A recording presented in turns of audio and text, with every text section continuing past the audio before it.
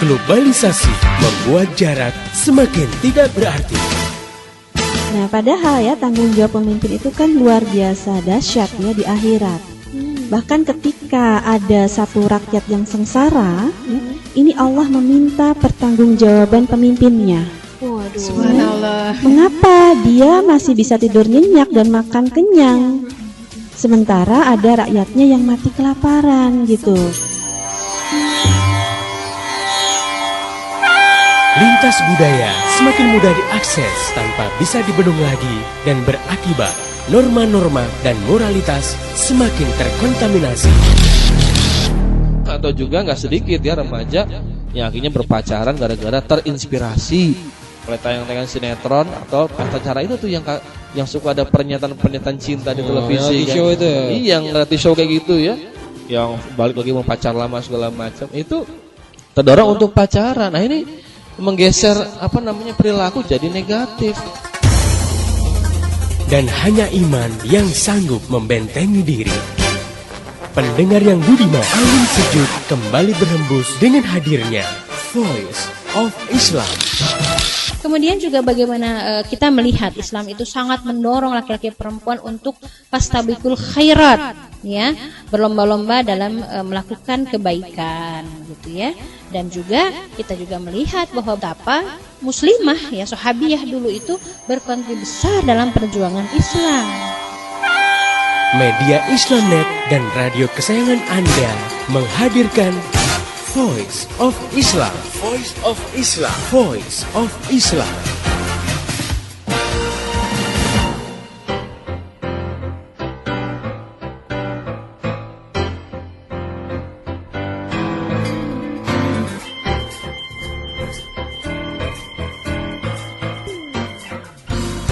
Assalamualaikum warahmatullahi wabarakatuh. Halo Indonesia, jumpa kembali dengan saya Harun Kurniawan dalam program Voice of Islam. Kerja bareng Media Islamnet dengan radio kesayangan Anda ini. Dan selama 30 menit ke depan, Voice of Islam akan mengisi ruang dengar Anda, kali ini dalam rubrik Indahnya Ekonomi Islam. Pendengar yang budiman, bersama saya telah hadir seorang narasumber yang akan menjadi pengasuh rubrik kita pada kesempatan kali ini. Beliau adalah Ustadz Insinyur Umar Abdullah. Beliau adalah penulis naskah VCD Sejarah Daulah Khilafah Islamiyah. Baik, kita sapa dulu beliau. Assalamualaikum warahmatullahi wabarakatuh, Ustadz Umar. Waalaikumsalam warahmatullahi wabarakatuh. Bagaimana kabarnya, Ustadz? Alhamdulillah bi khair. Alhamdulillah. Ya agak flu dikit. Pendengar yang budiman, pada kesempatan kali ini rubrik Indahnya Ekonomi Islam akan mencoba untuk menjawab pertanyaan-pertanyaan yang telah masuk ke redaksi Voice of Islam.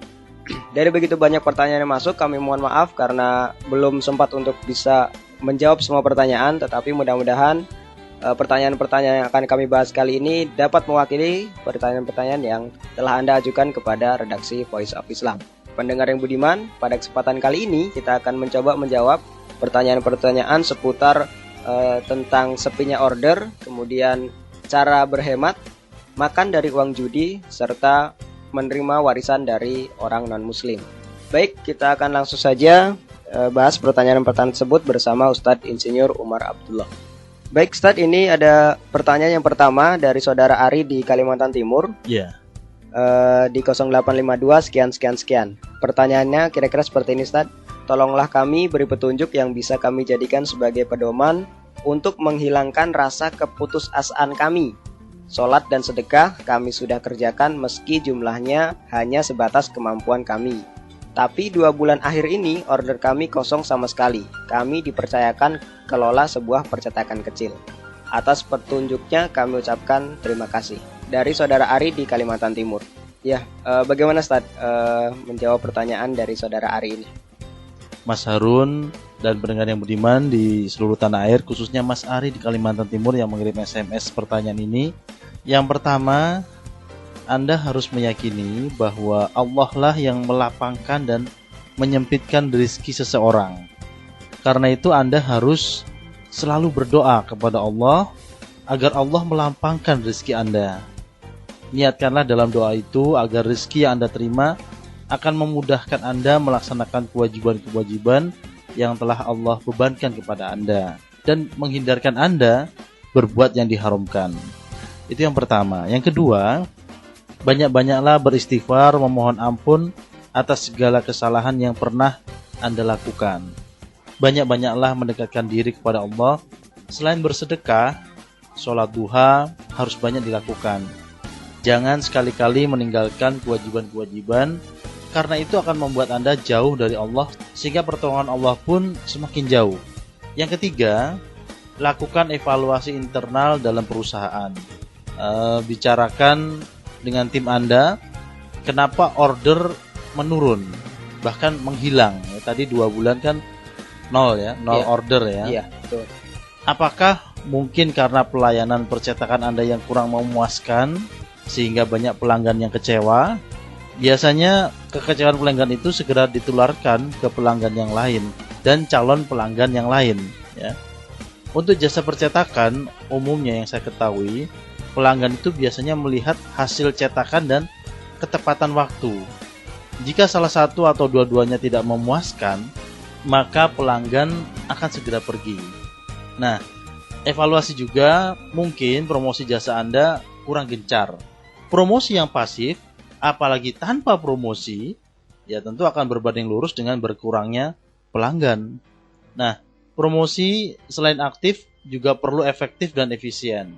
Promosikan jasa percetakan Anda itu ke pasar potensial usaha percetakan, seperti sekolah, universitas, kantor-kantor, perbankan, jasa catering, jasa ruang pertemuan, media massa, organisasi-organisasi, dan juga event organizer.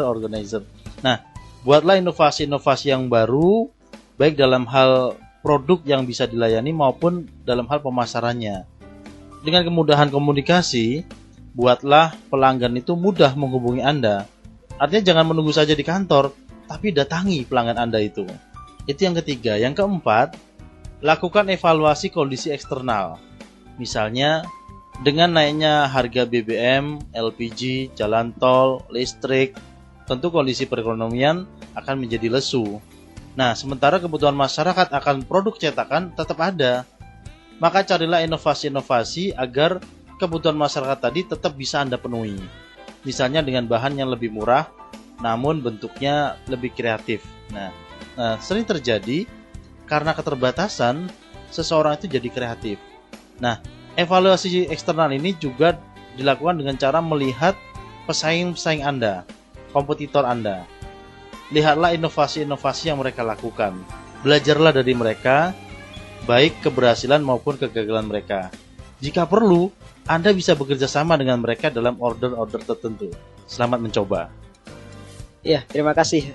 Demikian tadi kepada Mas Ari di Kalimantan Timur. Semoga bisa membantu dalam melancarkan kembali usahanya. Pertanyaan yang kedua, Ustadz. Ini dari 0858 sekian.